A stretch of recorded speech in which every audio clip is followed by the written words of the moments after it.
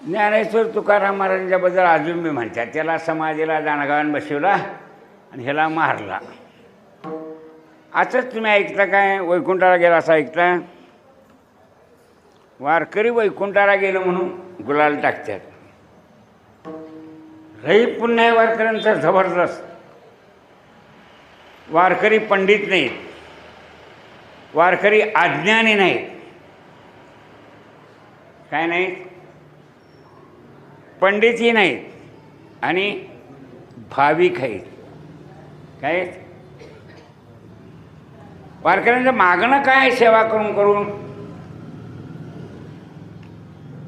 हरिदासाची घरी मज उपदवा जन्मांतरी, मज उपदवा जन्मांतरी, मज उपदवा